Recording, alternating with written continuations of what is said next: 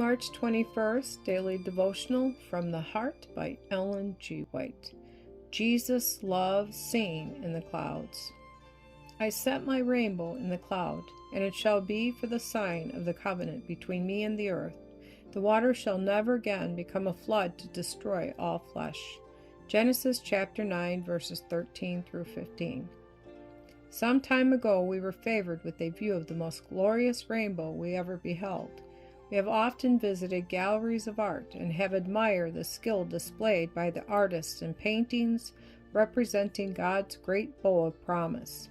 As we look upon this bow, the seal and sign of God's promise to us that the tempests of His wrath should no more desolate our world by the waters of a flood, we contemplate that other than finite eyes are looking upon this glorious sight.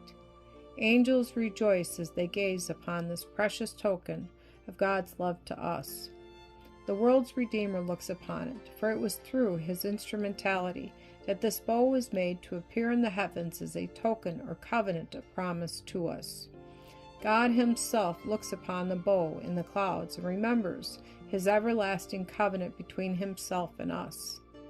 After the fearful exhibition of God's avenging power and the destruction of the old world by a flood had passed, He knew that those who had been saved from the general ruin would have their fears awakened whenever the clouds should gather, the thunders roll, and the lightnings flash, and at the sound of the tempests and the pouring out of the waters from the heavens would strike terror to their hearts, for fear that another flood was coming upon them.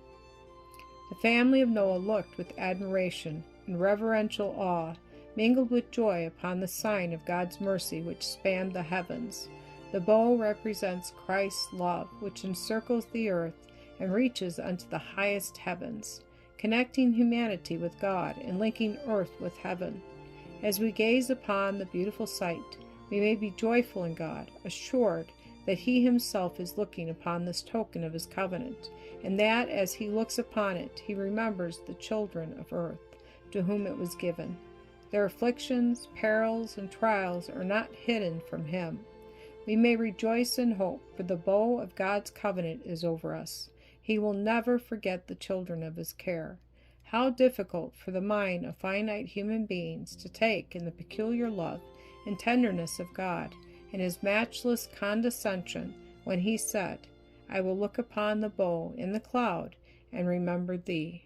Genesis chapter 9, verses 13 through 15.